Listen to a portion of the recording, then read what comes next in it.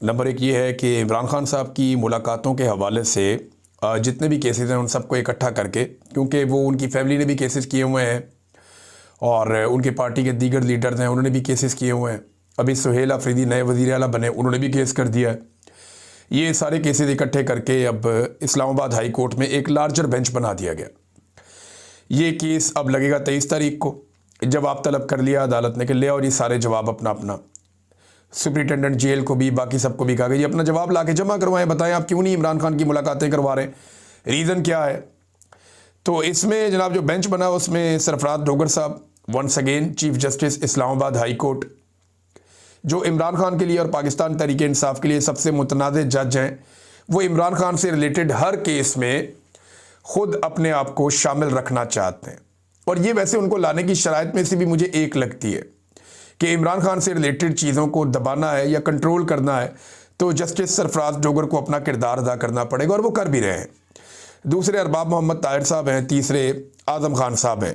ये जजेस हैं जो लार्जर बेंच में अब केस सुनेंगे कि इमरान खान साहब की मुलाकातों का मामला क्या है। उम्मीद है कि कोई रास्ता शायद निकले, क्योंकि अदालत के बाद ये तो इख्तियार होता नहीं है कि वो मुलाकात रोक दे। ये तो उन्हें कहना तो यही पड़ेगा अल्टीमेटली कि मुलाकात करवाई जाए। अब उसके अंदर वो दूध में मेंगड़े कैसे डालनी है और काम कैसे ख़राब करना है ये हम देख लेंगे, एक आधे दिन में चीज़ें सामने आ जाएंगी। एक और बड़ा इंकशाफ है नाज़रीन, ये खबर इंपॉर्टेंट है। देखिए, हम मादनियात के ऊपर बात करते हैं, पाकिस्तान के पास कीमती मादनियात हैं। अभी कुछ बैनुल अक़वामी रिपोर्टें भी छपी हैं जो ये बताती हैं कि पाकिस्तान के पास जो मादनियात हैं वो नहायत कीमती हैं। यही मादनियात हैं जिनके कुछ नमूने पाकिस्तान के फील्ड मार्शल आसिम मुनीर ने डोनाल्ड ट्रंप को उस वक्त पेश किए जब शहबाज शरीफ भी वहाँ पे मौजूद थे। इसके ऊपर पूरी दुनिया में बड़े अजीबोगरीब मीम्स बनाए गए कि पाकिस्तान का आर्मी चीफ एक दुकानदार की तरह काम करता है। तो ये पाकिस्तान के लिए थोड़ा शर्मिंदगी का बायस बनी वो तस्वीर। लेकिन बाद में ये बताया गया कि ये आर्मी चीफ ने ख़रीद कर डोनाल्ड ट्रंप को दिए और ये मादनियात के नमूने हैं। तो ये एक तरह का ऐसा है कि पाकिस्तान के पास बेहतरीन मादनियात हैं तो अमेरिका को उसमें दिलचस्पी लेनी चाहिए।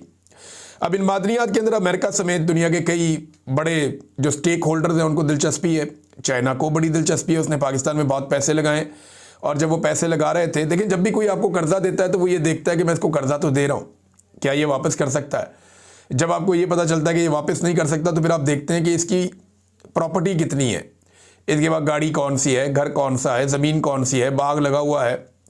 तो फिर आप हिसाब लगा लेते हैं कि अगर ये मेरे पैसे वापस नहीं दे पाएगा तो ये चीज़ें तो मुझे दे देगा, कम से कम मेरा नुकसान आराम से पूरा हो जाएगा। तो चाइना ने पाकिस्तान को बहुत पैसा दिया और चाइना परवेज़ मुशर्रफ के दौर में सर्वेस कर चुका था कि पाकिस्तान में कहाँ कहाँ पे कौन कौन सी मादनियात मौजूद हैं। अब जो स्पीकर है खैबर पख्तूनख्वा असेंबली के, उन्होंने एक बड़ा इंकशाफ किया और उन्होंने ये बताया कि मुतासरा इलाके जहाँ पे इस वक्त ऑपरेशन चल रहा है, जहाँ पे जंग ज़दा सूरत हाल है, वहाँ पे सिविल हुकूमत के नुमाइंदे या हुकूमती अरकान वहाँ पे नहीं जा सकते, मगर फिर भी वहाँ पे कानकुनी जारी है। यानी मादनियात निकालने का सिलसिला उन इलाकों में जारी है जहाँ पे सिविलियन फटक नहीं सकते, जहाँ पे जो मौजूदा हुकूमत है खैबर पख्तूनख्वा की, उनके नुमाइंदे नहीं जा सकते कि जनाब आपकी जान जा सकती है। तो सिविल हुकूमत के नुमाइंदे वहाँ नहीं जा सकते, लेकिन वहाँ पे कानकुनी की जा रही है, मादनियात निकाली जा रही हैं लगातार। और इस पे उन्होंने एक और जुमला कहा कि कीमती मादनियात के दर्जनों ट्रक रोज़ाना वहाँ से निकल जाते हैं, कोई एक दो ट्रक नहीं। वो कह रहे हैं कीमती मादनियात के दर्जनों ट्रक रोज़ाना उन इलाकों से निकल कर जा रहे हैं, उन्हें तो कुछ नहीं हो रहा। अब उस पर उन्होंने कहा ये एक्शन लिया जाएगा। स्पीकर के मुताबिक आईजी को वो बुलाएंगे और कोर कमांडर को बुलाएंगे और इसके ऊपर ब्रीफिंग लेंगे कि जनाब ये मादनियात कैसे निकल रही हैं वहाँ से। और मादनियात निकालने के ऊपर खैबर पख्तूनख्वा की हुकूमत को एक पॉलिसी बनानी चाहिए, सारी चीज़ों को रिव्यू करना चाहिए कि मादनियात कौन सी निकल रही हैं, किस ठेके के तहत निकल रही हैं, किस कानून के तहत निकल रही हैं और किसको जा रही हैं, और उसमें खैबर पख्तूनख्वा को या वहाँ के जो मकामी अफराद हैं उनको क्या हिस्सा मिल रहा है।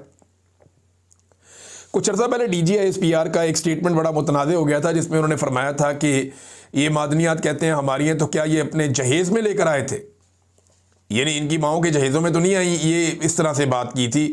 DGISPR का ये कहना था कि मादनियात किसी के जहेज़ भी नहीं आई हुई, ये पाकिस्तान की है। लेकिन अगर पाकिस्तान की है तो पाकिस्तान कौन है? पाकिस्तान के अवाम ही पाकिस्तान है। और जिन इलाकों में ये मादनियात निकल रही हैं, अगर वहाँ बदअमनी रखी जाती है, अमन कायम नहीं किया जाता या वहाँ तामीर व तरक्की नहीं होती और इन मादनियात के से मिलने वाला जो पैसा है वो उन लोगों की खुशहाली पर नहीं लगता, तो फिर तो कोई फ़ायदा नहीं। अब स्पीकर ने कहा जी इसके ऊपर अब इंक्वायरी करेंगे, कमेटी बनी हुई थी, लेकिन ये वज़ीर आला की तब्दीली का मामला आ गया, लिहाजा अब कमेटी दोबारा से अपना काम करेगी। नाज़रीन, एक और ख़बर है मेरे पास, ये खबर मैंने पढ़ी, मुझे बहुत अजीब लगा, मुझे दुख भी हुआ। ये माजिद निज़ामी साहब की खबर है, उन्होंने ये दी थी और बड़े अच्छे जर्नलिस्ट हैं वो। चंद दिन पहले उन्होंने ये खबर दी थी, 16 अक्टूबर के अखबार में ये खबर छपी हुई थी। अब हुआ ये था कि एक फ़ौजी ऑफिसर है वो शहीद हो गए। खजूरी चेक पोस्ट है एक मीर अली में, खजूरी पोस्ट, वहाँ पे एक साबिक फ़ौजी ऑफिसर है, उनका बेटा ज़फ़र सईद, वो वहाँ पे तैनात था, वो भी अभी फ़ौज में सर्व कर रहा था, वो वहाँ पे शहीद हो गया। और एक दिन उसकी लाश कौमी परचम में लपेट कर एक ताबूत के अंदर उसके घर लाई गई और बताया गया कि इसके सीने पर 5 गोलियां लगी हैं जिनसे ये शहीद हुआ है। और उसके बाद ये कहा गया कि इसका जो है वो पेंशन वगैरह और बाकी चीज़ें आपको मिलेंगी और माली इमदाद भी दी गई। लेकिन जब बेटे की जो बेवा है उन्होंने और जो फैमिली के लोग हैं उन्होंने पेंशन के लिए रब्ता किया इदारे से, तो उन्हें ये बताया गया जी इसने तो ख़ुदकुशी की है। अब ये एक बड़ी अजीबोगरीब बात है कि 2 मरतबा माली इमदाद मिल गई, लेकिन जब शहीद की वालदा और बेवा पेंशन के लिए गई तो उन्हें कह दिया गया कि उसने ख़ुदकुशी की है। अब मुझे समझ नहीं आ रही कि ये कैसे हो सकता है कि एक आदमी अपने सीने में 5 गोलियां मार के ख़ुदकुशी कर ले। मेरे जहन में जो सादा सवाल आता है वो ये आता है, ख़ुदकुशी तो अगर किसी ने गन से करनी तो पिस्टल सर में रख के मार लेते हैं गोली, या नीचे रख के मार लेते हैं गोली। मैंने तो ये देखा है और केसेस में भी ये देखा है कि या तो लोग नीचे से मार लेते हैं या सर में मार देते हैं नॉर्मली गोली, और वो ख़ुदकुशी हो जाती है। सीने के अंदर 5 गोलियां कोई आदमी कैसे मार सकता है ख़ुदकुशी में? यानी एक गोली मारेगा तो उसके बाद तो उसकी हिम्मत ही नहीं होती दूसरी गोली चलाने की, लेकिन वो कहते हैं जी अपने सीने में 5 गोलियां इसने मार के ख़ुदकुशी की है। ये बड़ी अजीब ख़ुदकुशी की कहानी है जो अब सामने आई है। मेरे ख्याल में इस पर आर्मी चीफ को नोटिस लेना चाहिए और जो मिलिट्री क़यादत है उन्हें नोटिस लेना चाहिए, कोर कमांडर को वहाँ पे नोटिस लेना चाहिए और इस केस को दर्द दिल के साथ देखना चाहिए।